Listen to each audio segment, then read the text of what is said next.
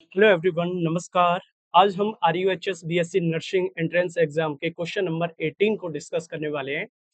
जो भी बच्चे नर्सिंग प्लेक्सिस की प्रिपरेशंस कर रहा है, जो भी स्टूडेंट यहाँ से नर्सिंग प्लेक्सिस से सब्सक्रिप्शन लेना चाहता है, उसे अभी 50% ऑफ मिलेगा।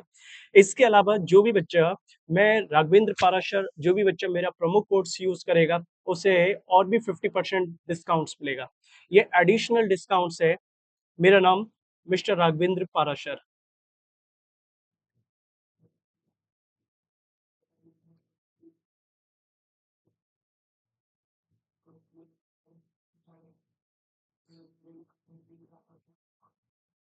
मेरा promo code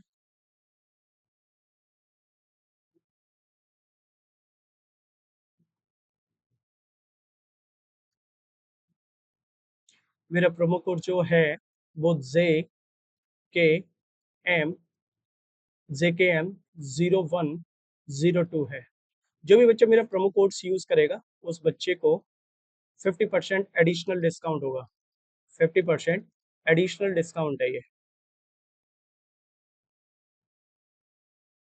additional discount additional discounts मिलेगा। ओके, तो चलिए हम क्वेश्चन पेपर को डिस्कस करते हैं। और क्वेश्चन पेपर को डिस्कस करके हम देखते हैं कि 2018 में जो भी क्वेश्चन पेपर आया था वो किस लेवल का था। नर्सिंग में जो क्वेश्चन पेपर आते हैं वो काफी इजी आते हैं, थोड़े से लेंदी होते हैं पर इजी होते हैं क्वेश्चंस। इतना हाई लेवल का नहीं होता नर्सिंग का पेपर।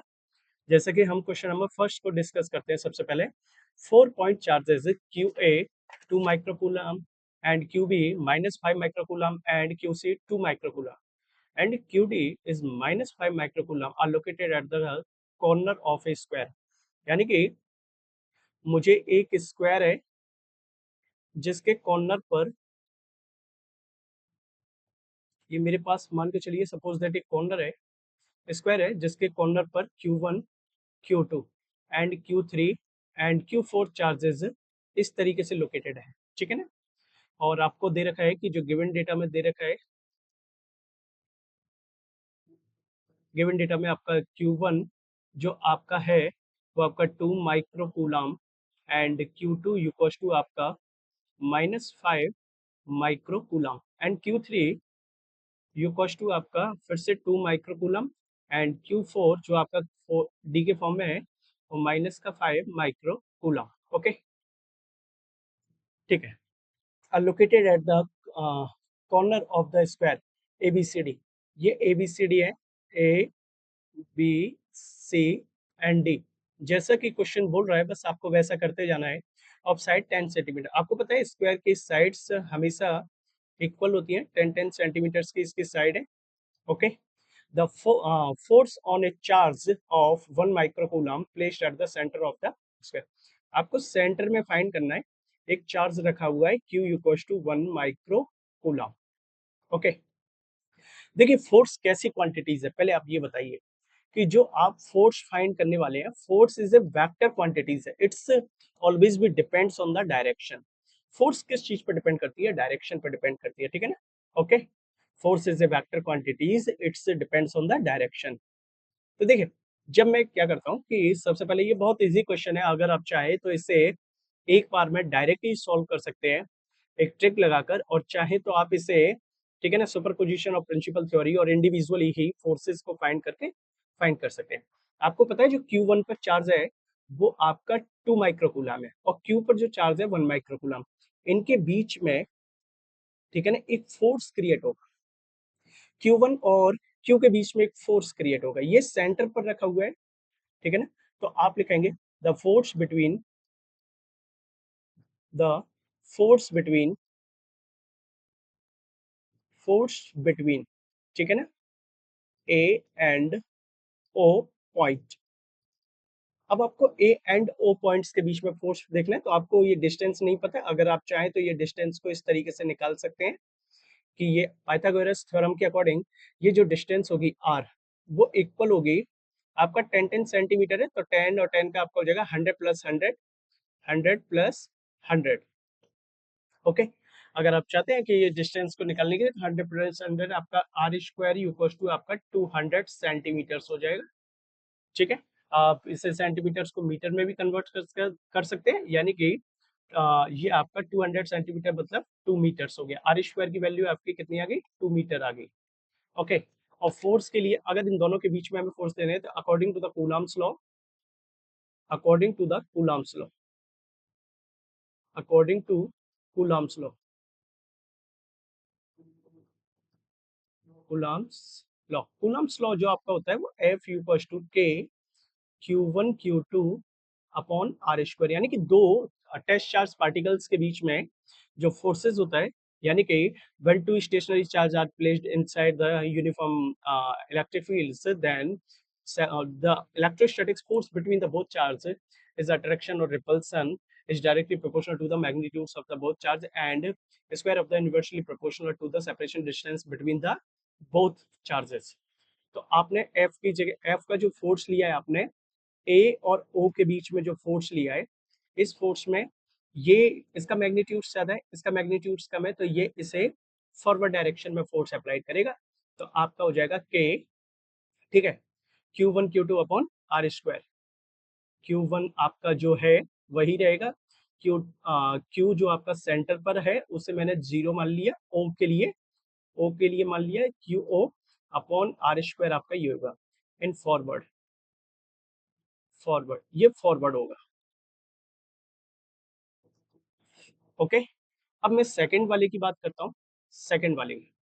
ओके, सेकंड वाला ये देखिए, डायरेक्ट सबके लिए डिस्टेंस कॉमन होगी, क्योंकि हम जो बात कर रहे हैं वो किसकी बात कर रहे हैं, हम एक स्क्वायर की बात कर रहे हैं, और स्क्वायर में जो फेस होते हैं वो सारे इक्वल होते हैं। अगर मैं सेकंड वाले की बात करता हूँ कि सेकंड जो बी और ओ के बीच में जो फोर्स होगा वो आपका होगा के Q2 QO upon R square. ये भी आप इसे अगर इस डायरेक्शन को फॉरवर्ड ले रहे हैं तो इस डायरेक्शन को रिवर्स ले सकते हैं, एंड फॉरवर्ड ले लिया आपने।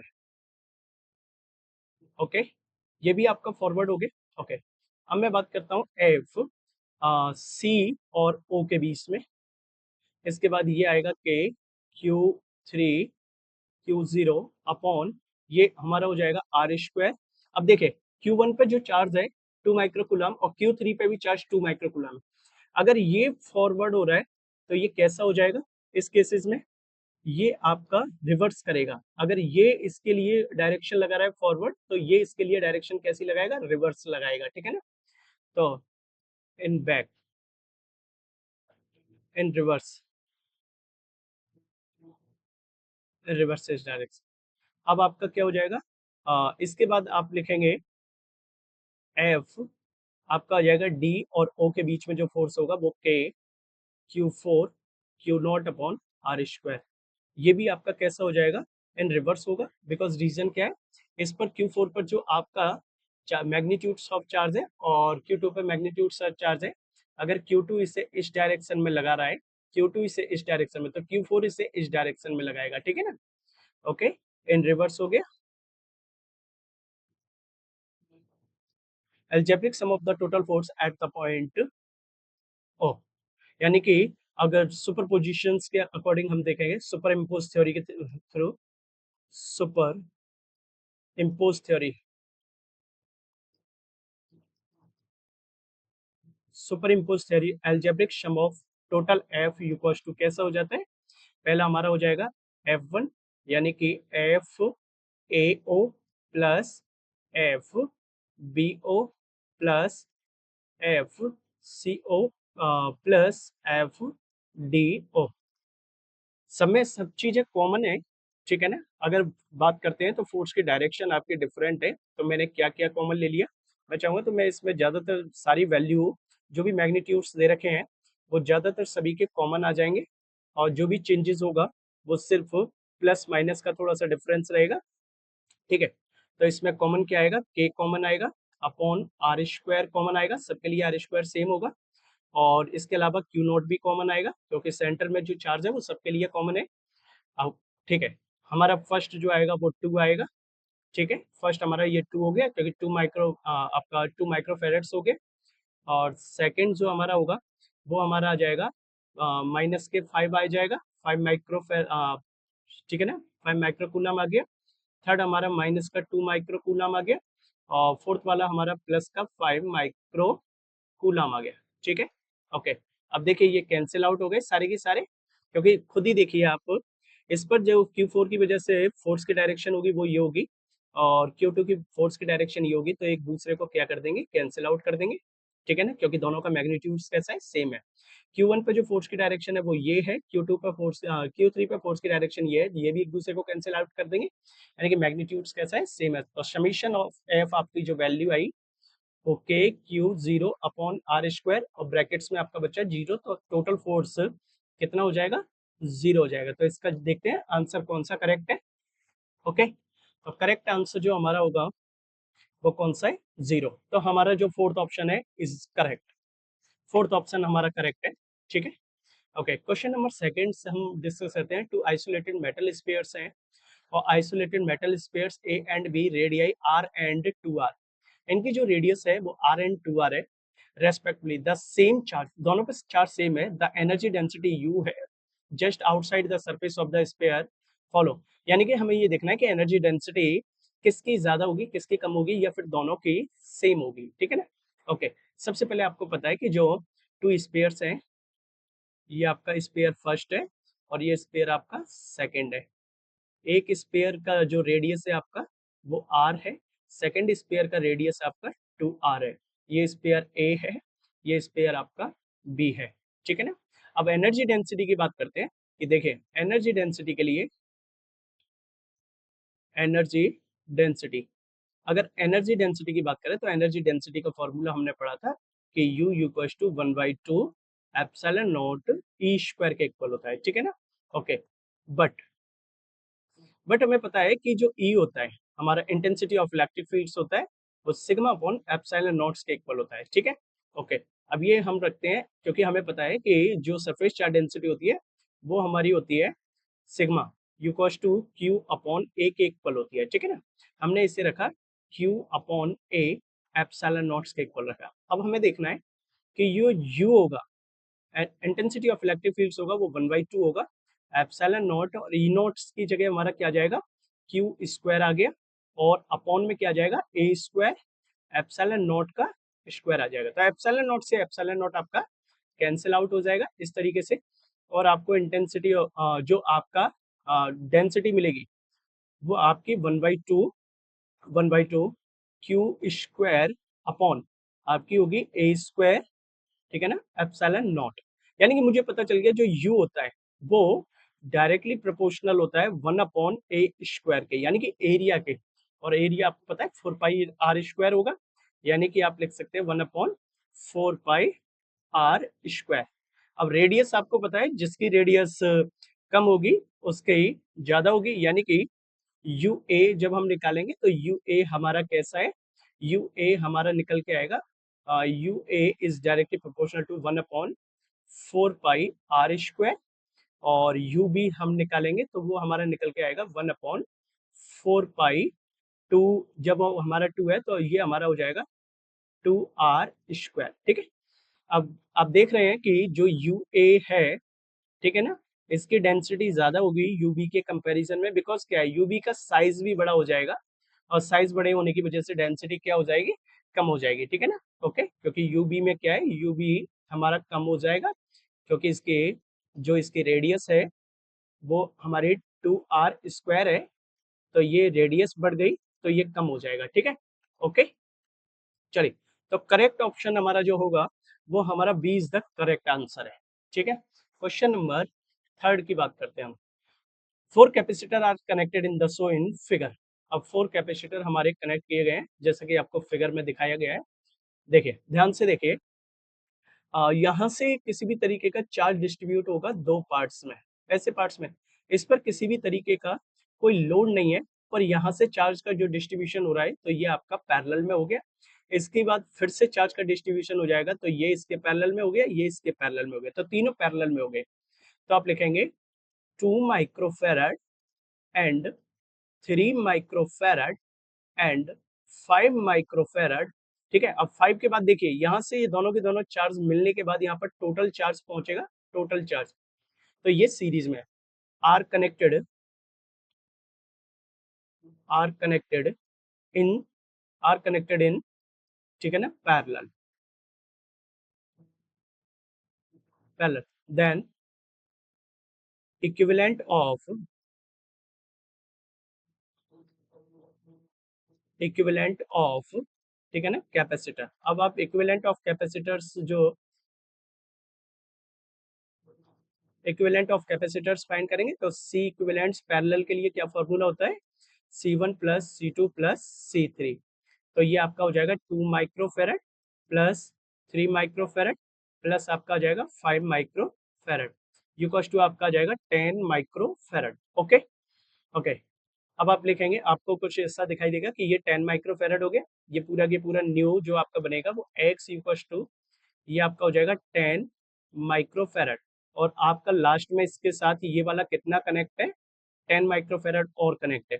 अब ये दोनों आपको कैसे दिखाई दे रहे हैं, दोनों सीरीज में दिखा रहे हैं, 10 microfarad and 10 microfarad are connected, connected in series. अब ये दोनों की दोनों सीरीज में कनेक्ट है, series, the equivalent of, equivalent of, ठीक है ना, कैपेसिटेंस, इक्विवेलेंट ऑफ कैपेसिटेंस आपका हो जाएगा C equivalents equals to 1 upon C1 plus 1 upon C2। अब आपका आ जाएगा 1 upon C equivalents equals to 1 upon 10 plus 1 upon 10। तो 1 upon C equivalents equals to आपका आ जाएगा, ठीक है ना, okay, 2 upon 10 C equivalents equals to 10 upon 2 equals to 5 micro, ठीक है ना, माइक्रोफेरेड, 5 माइक्रोफेरेड। ओके, तो हमारा जो करेक्ट ऑप्शन होगा वो कौन सा है, B, B is the correct answer. Okay, question number fourth के लिए हम डिस्कस करते हैं। क्वेश्चन नंबर फोर्थ हमारा ये है, the output y in the following circuit when all the 3 points a and b and c are first 0 and then 1। First आपने 0 लिया, देन आपने सेकंड कैसा ले लिया, 1 लिया है, ठीक है ना। ओके, देखिए मैंने इसे मान लिया p और इसे मैं मान लेता हूँ q, ठीक है ना, मैंने दो मान लिया p एंड q। तो देखिए p is the logic gate को रिप्रेजेंट कर रहा है और ये हमारा एंड गेट है, ये तो हमारा लॉजिक गेट है, ठीक है ना। ओके, तो गेट p हमारा लॉजिक को रिप्रेजेंट कर रहा है, लॉजिक सिंबल बोल सकते हैं इसे, और जो हमारा क्यू है वो नैंड, यानी कि not plus and, not plus and को रिप्रेजेंट कर रहा है, यानी कि ये आपका हो जाएगा नैंड गेट। क्योंकि ये देखिए, ये आपका एंड को रिप्रेजेंट कर रहा है और ये आपका नॉट को रिप्रेजेंट कर रहा है, not plus and equals to NAND gate को रिप्रेजेंट कर रहा है, ठीक है ना।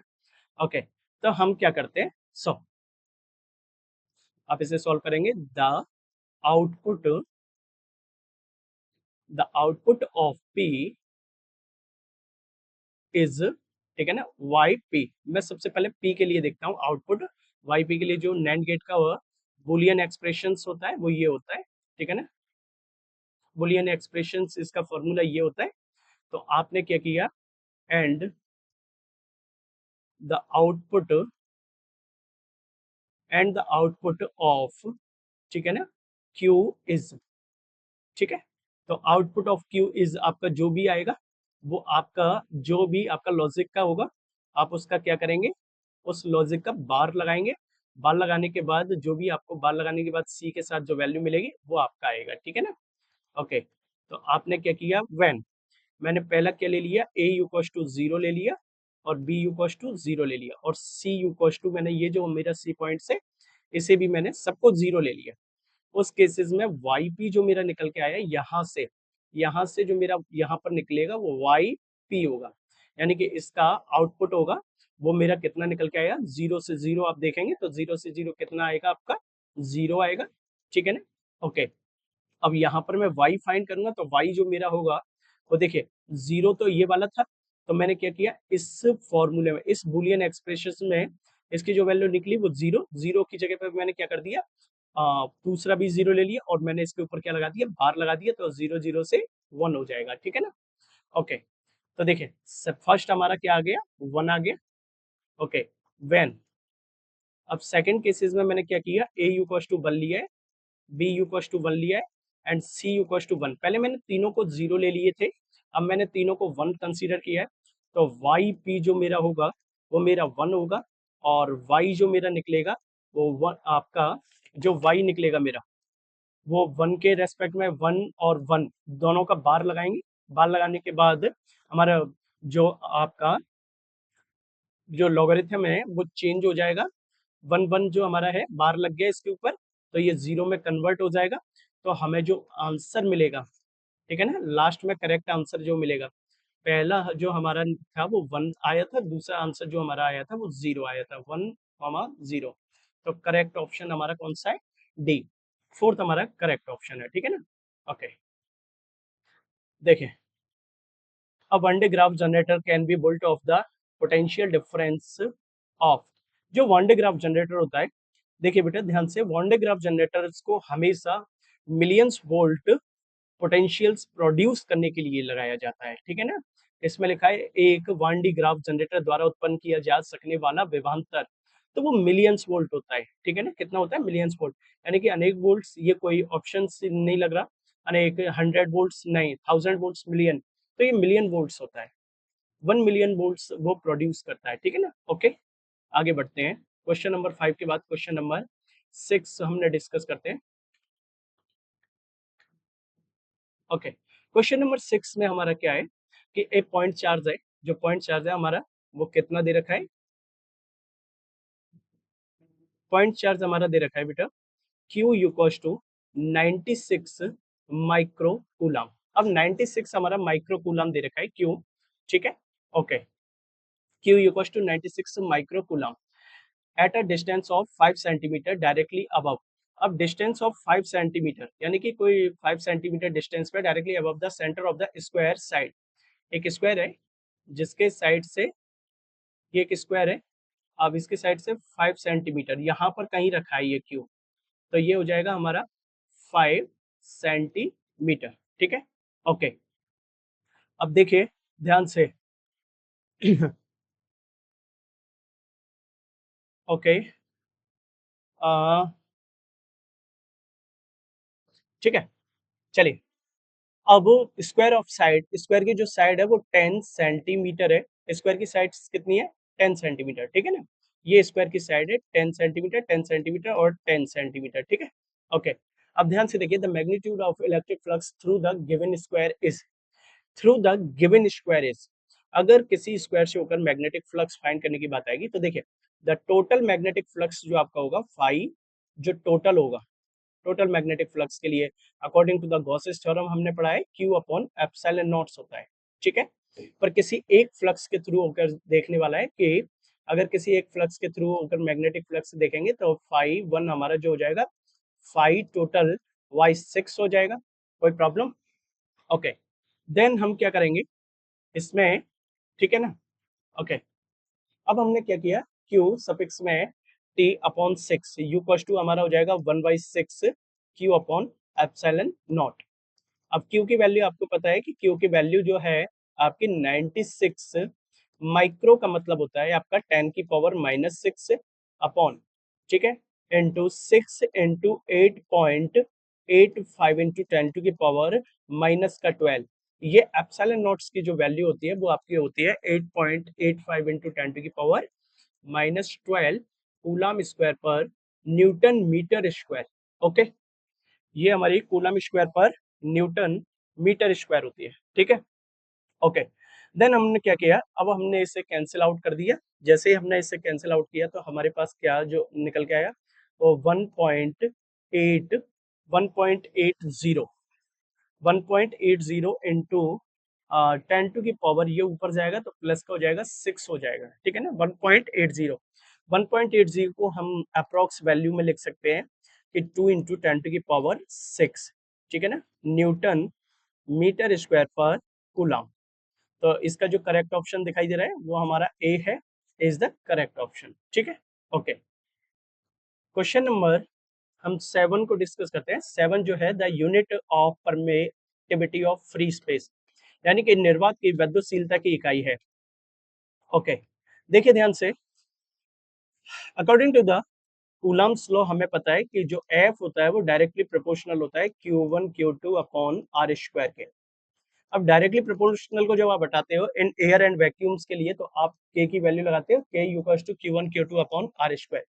के जो है वो मीडियम कॉन्स्टेंट्स है। क्या है? मीडियम, ठीक है ना।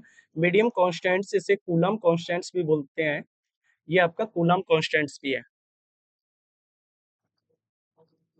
Coulomb's constants.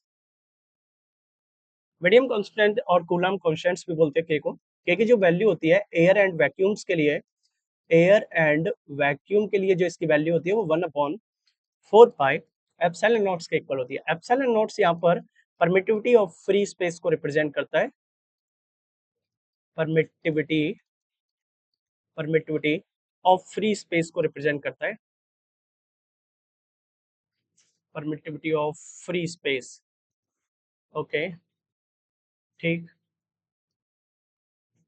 Of free space, free space को रिप्रेजेंट करता है परमिटिविटी ऑफ फ्री स्पेस को। और इसकी जो वैल्यू होती है वो 8.85 इंटू 10⁻⁻12, ठीक है, कूलम स्क्वायर पर न्यूटन मीटर स्क्वायर होती है। तो इसकी यूनिट्स हो गई कूलम स्क्वायर पर न्यूटन मीटर स्क्वायर। मुझे ये सी ऑप्शंस दिखाई दे रहा है, आपका सी ऑप्शंस इस करेक्ट ऑप्शन है, ठीक है ना।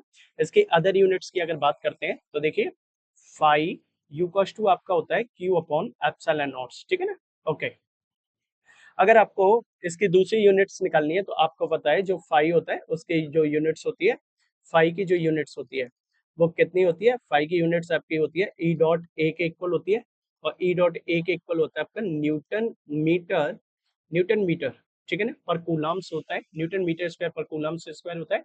तो इसमें भी आप रख सकते हैं, और जब आप इसमें रखेंगे तो इससे भी आप इसकी वैल्यू को निकाल सकते हैं, ठीक है ना। तब इसकी यूनिट फेरेड पर मीटर्स होगी। ओके, चलिए आगे बढ़ते हैं। क्वेश्चन नंबर 8 को डिस्कस करते हैं। The V I graph of the two atomic conductors are show in the ratio of resistance of conductor first and second, ठीक है। ये जैसा कि ये दे रखा है डायग्राम, और वी आई डायग्राम से हमें क्या करना है, ratio of resistance of the conductors find करना है। Ratio of the resistance of conductors आपको पता है by the Ohm's law, by the Ohm's law, by the Ohm's law V equals to क्या होता है बेटा, आई आर होता है। अब V upon I equals to क्या हो जाएगा, R हो जाएगा। और आपको पता है I अपॉन, अगर मैं V की बात करता हूं तो ये 1/R हो जाएगा, और ये क्या दिखाएगा, एंगल्स को दिखाएगा, और जो एंगल होगा वो मेरा टेन थीटा। अब फर्स्ट केस के लिए क्या हो जाएगा, फर्स्ट केस के लिए जो मेरा रेजिस्टेंस होता है 1/, पहले के लिए मैं बात करता हूँ फर्स्ट के लिए, ठीक है, इक्वल्स टू मेरा हो जाएगा टेन थीटा वन, ओके। और सेकंड के लिए मेरा सेम हो जाएगा 1/R2 equals to tan theta two, okay. अब देखिए मैंने क्या किया, the ratio of resistance of the conductor first, ठीक है। अब ratio of the resistance of conductor first अगर मैंने इसे जस्ट अपोजिट कर दिया तो मेरा हो गया R1 इक्वल्स टू मेरा हो जाएगा 1/10 थीटा वन, और R2 equals to 1/10 theta two हो जाएगा। आर 1/10 थीटा टू आपका थीटा वन आपका कॉट को रिप्रेजेंट करता है, तो कॉट थीटा वन हो गया। ये हमारा क्या हो जाएगा, कॉट थीटा टू हो जाएगा। यानी कि R1/R2 जो आपका होगा वो cot theta one upon cot theta two के इक्वल होगा। ओके, तो हमारा कौन सा ऑप्शन सही है, cot theta one upon cot theta two, हमारा फर्स्ट ऑप्शन सही है, ठीक है। ओके, नेक्स्ट हम डिस्कस करते हैं 8 के बाद क्वेश्चन नंबर 9। 9 में क्या है कि ये क्वेश्चन देखिए ध्यान से। Okay, a carbon register is marked in the color band of red, black, orange and silver। मेरे पास एक कार्बन बैंड्स है, इस तरीके से कार्बन होता है, कार्बन बैंड्स इस तरीके से होता है।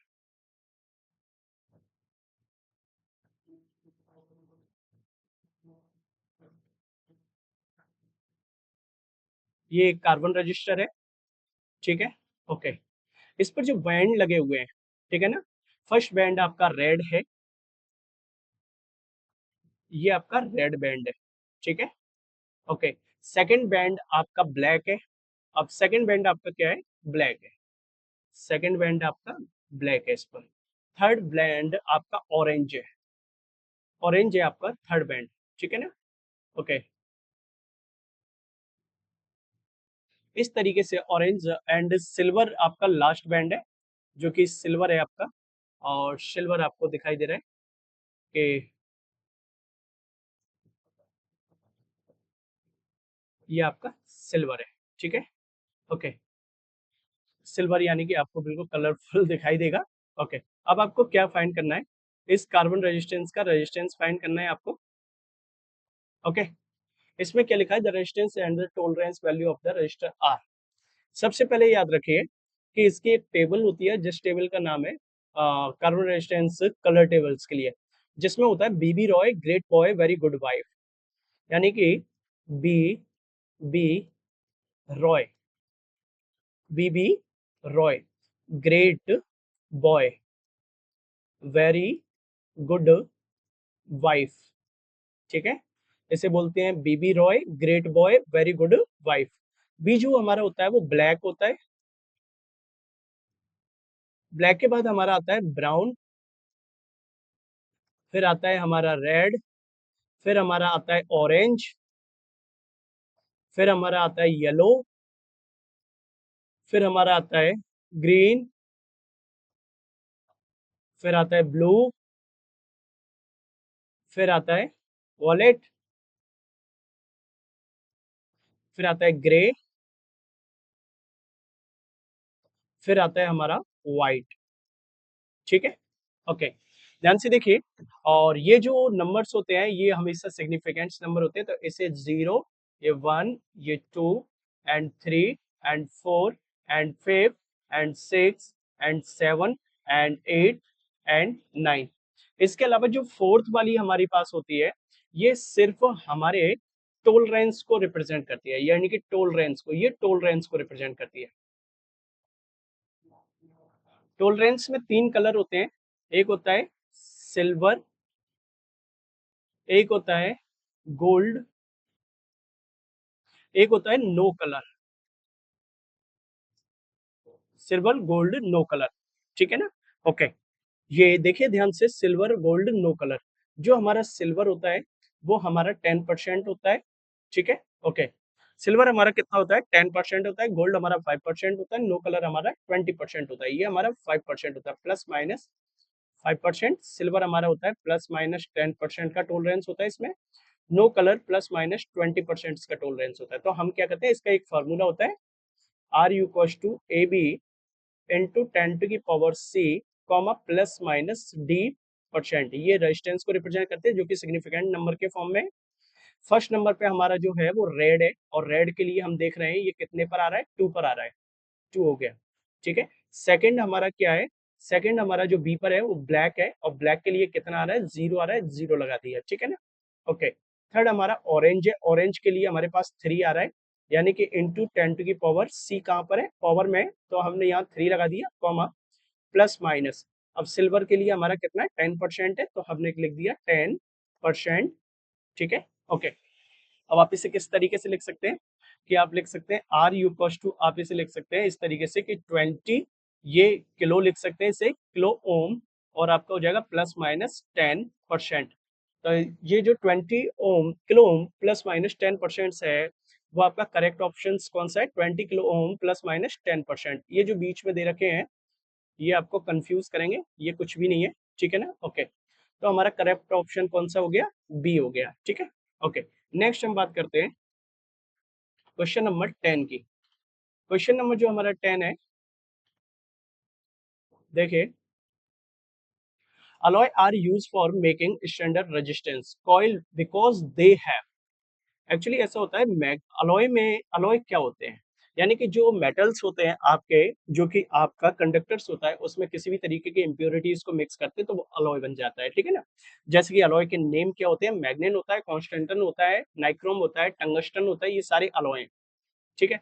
अब देखें, अलॉय का जो यूज किया जाता है, अलॉय का जो स्टैंडर्ड ये मेक यूज किया जाता है, वो अलॉय क्या करते हैं, ये किसी भी तरीके का वो बनाते हैं, ठीक है ना। ओके, रेजिस्टेंस बनाते हैं, और इनका जो रेजिस्टेंस होता है इनका जो रेजिस्टेंस होता है वो वेरी हाई होता है, और जो इनका कोफिशिएंट होता है, जो टेम्परेचर कोफिशिएंट होता है वो वेरी लो होता है। आप इसे इस तरीके से समझिए,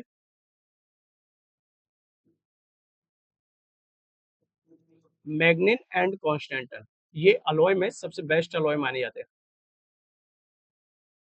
कॉन्स्टेंटन, ठीक है ना। Alloy are alloy are used to make standard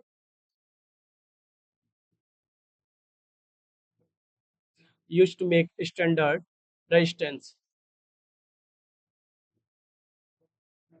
resistance, ठीक है, okay, coil, because they have they have high high resistivity,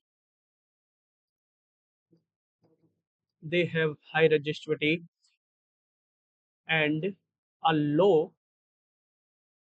temperature coefficient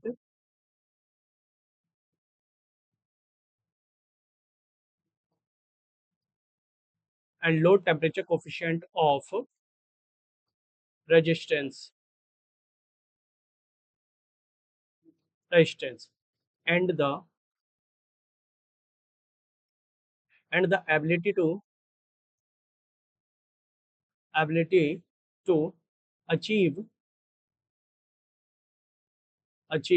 ठीक है ना, good resistance resistance value in a small size। Okay, तो आपको क्या दिखाई दिया कि सर इसमें जो टेम्परेचर कोफिशिएंट ऑफ रेजिस्टेंस होता है वो कैसा होता है, लो होता है, ओके, एंड हाई रजिस्टिविटी होती है, कैसी होती है, हाई रजिस्टिविटी होती है, टेम्परेचर कोफिशिएंट हमारा कैसा होता है, लो होता है। तो करेक्ट ऑप्शन जो हमारा होगा वो कौन सा होगा, low value of the temperature coefficient of resistance and high resistivity, पहला सही है। दूसरा देखते हैं, low TCR temperature coefficient of resistance, ये गलत है। High temperature coefficient resistance high नहीं हो सकता, ये लो होता है। हाई टेम्परेचर हाई हो ही नहीं सकता, ठीक है ना, हमारा A option is correct option है, ठीक है, ओके। देखिए इसमें क्या है, okay, Wheatstone bridge so in the figure is most sensitive, जो सेंसिटिव व्हीटस्टोन ब्रिज है, ये जो फिगर दिखाया गया है, व्हेन, देखिए जब इन बैलेंसिंग कंडीशन में क्या होता है, in balancing condition, in balancing condition जब है, जब आपका P upon Q equal to R upon S होगा।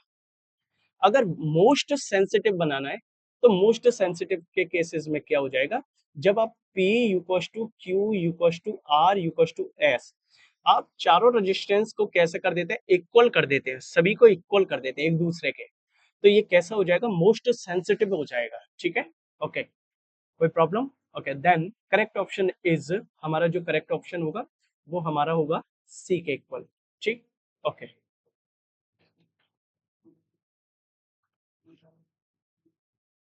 देखिए क्वेश्चन नंबर हमारा 12 है। 12 क्वेश्चन नंबर किस तरीके से दे रखा है कि the amount of electric charge का जो अमाउंट दे रखा है passing through the cross section area of wire time T, ये चार्ज जो हमारा है वो टी टाइम में 5 × 5t² प्लस 4t+2, ठीक है ना, इतना फ्लो होता है किसी क्रॉस सेक्शन एरिया से। The value of electric current is T equal to 0, T equal to आपकी 4 सेकेंड है, सॉरी। तो आपको पता है आई इक्वल टू क्या होता है, डी क्यू वाई कितना हो जाता है, डी टी हो जाता है। आप इसे डिफ्रेंशिएट कर देंगे, डी अपॉन डी टी की जगह यही रहने देंगे, क्यू की वैल्यू को आपने यहाँ मेंशन किया, आपका आ गया 5t² प्लस 4t+2, आपने इसे डिफ्रेंशिएट किया, और डिफ्रेंशिएट करने के बाद इसका डिफ्रेंशिएट कितना हो जाएगा, 10t+4, ठीक है, ये आपका नॉन वेरिएबल है तो इसका 0 हो जाएगा। अब टी इक्वल्स टू 4, ठीक है ना, इन टी इक्वल्स टू 4 सेकेंड। अब टी इक्वल्स टू 4 1 सेकेंड में आपका कितना है, टी इक्वल्स टू 4 सेकेंड में आपका कितना हो जाएगा, यहाँ 4 आ जाएगा, टी की जगह पर +4 हो जाएगा, या क्या आ जाएगा 4 40, ये हो जाएगा आपका 40 + 4, तो टोटल आपकी जो वैल्यू आ जाएगी वो 44 एम्पियर आ जाएगी, ठीक है। ओके, तो करेक्ट ऑप्शन हमारा जो है वो 44 एम्पियर है। ओके, क्वेश्चन नंबर हमारा 13, क्वेश्चन नंबर 13, ठीक है। ओके, हमारे क्वेश्चन नंबर 12 हो चुका है, 13 को हम डिस्कस करते हैं। The angle of dip at the place where the horizontal and vertical components of the earth magnetic field are equal is, ठीक है। इसके चार ऑप्शंस दे रखे हैं, 30, 45, 60 एंड 90। देखिए, एंगल ऑफ डिप जो आपका होता है उसे फाइंड करने का तरीका क्या है,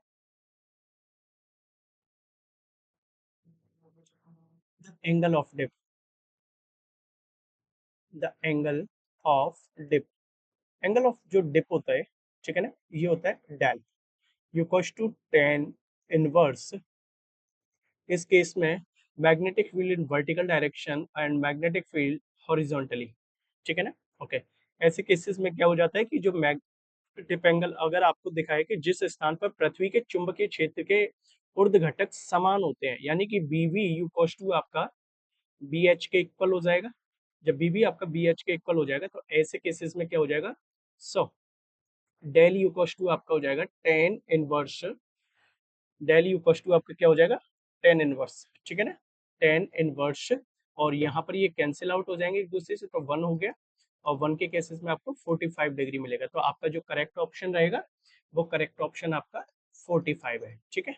okay, next question, question number 14, ठीक है। The relative permeability of magnetic material is 0.9983, the type of magnetic material is, यानी कि एक चुंबकीय पदार्थ की आपेक्षिक जो भेद्यता है वो 0.9983 है, यह पदार्थ है, ये 1 से कम है। तो देखिए, as we know that as we know that हमें पता है कि हमारा जो म्यू होता है वो यू इक्वल्स टू 1 प्लस, ठीक है ना, काई के इक्वल होता है। सो इस केसेस में हमें पता है कि एक्स इक्वल्स टू जो हमारा ये आएगा और माइनस का 0.0017 आ गया, ठीक है। ओके, 17 के इक्वल आ जाएगा, और इसमें क्या हो जाएगा, जो हमारे पास मैग्नेटिक मटेरियल है जिसकी वेधता हमें दे रखी है,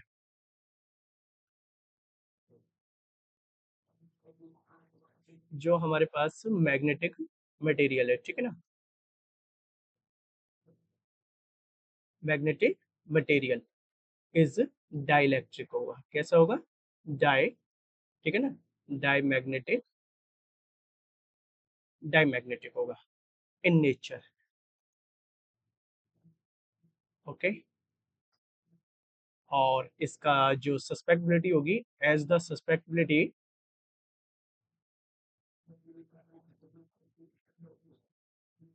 सस्पेक्टिबिलिटी वो कैसी होगी, ऑफ मटेरियल, कैसा निकला, नेगेटिव निकला है, तो कैसी होगी, नेगेटिव होगी, इज नेगेटिव, इज नेगेटिव। तो ये हमारा करेक्ट ऑप्शन कौन सा होगा, ऑप्शन नंबर हमारा होगा जो ए है, वो diamagnetic materials is correct option, ठीक है। Okay, charge q is enclosed by the Gaussian surface of radius r. If the radius is double, then the outwards electric flux will be, यानी कि अगर एक r रेडियस का आपके पास r radius का एक गॉसियन गोलीय सतह है जिसके अंदर कोई q आवेश को प्लेस किया गया है, यानी कि मान के चलिए सपोज दैट आपके पास एक इस तरीके का, इसके अंदर प्लस क्यू आवेश को प्लेस किया गया है, इसका जो रेडियस है वो आपका आर है। अब देखिए, यदि रेडियस को डबल कर दिया जाए, अगर रेडियस को आपने इनिशियल से डबल कर दिया, ठीक है ना, कर दिया है, तो आपको दिखाई दे रहा है कि जो आउटवर्ड इलेक्ट्रिक फ्लक्स है उस पर क्या इफेक्ट पड़ेगा। सबसे पहले तो आपको पता होना चाहिए कि जो इलेक्ट्रिक फ्लक्स होता है, इलेक्ट्रिक फ्लक्स वो डायरेक्टली प्रोपोर्शनल होता है क्यू के। इलेक्ट्रिक फ्लक्स कभी भी डिपेंड्स नहीं करता, कभी भी डिपेंड्स नहीं करता आपके किसी भी तरीके के किसी सरफेस के एरिया पर, ठीक है ना। इलेक्ट्रिक फ्लक्स कभी डिपेंड नहीं करता सरफेस के एरिया पर कि सरफेस का एरिया कितना है। इलेक्ट्रिक फ्लक्स जो होता है वो डिपेंड्स करता है, हमेशा डिपेंड करता है, हमेशा मैग्नीट्यूड ऑफ चार्ज पर, इनक्लोज मैग्नीट्यूड ऑफ चार्ज पर डिपेंड करता है। तो ऐसे केसेस में क्या हो जाएगा, किसी तरीके का कोई इफेक्ट होगा, नो, रिमेन्स कांस्टेंट होगा। कैसा होगा, रिमेन्स कांस्टेंट होगा या फिर रिमेन द सेम। देखिए हमारा जो करेक्ट फोर आंसर है वो करेक्ट है, अपरिवर्तित रहेगा, ठीक है। क्योंकि देखिए यहां पर एक्सप्लेन कर देते हैं, therefore if the radius, therefore if the radius of Gaussian, ठीक है, spherical surface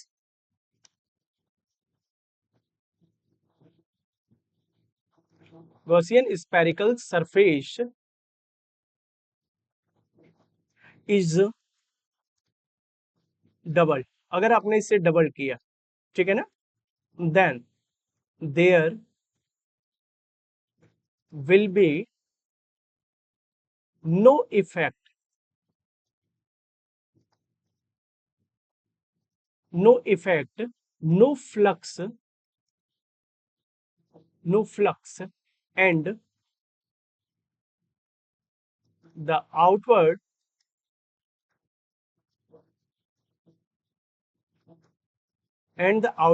electric flux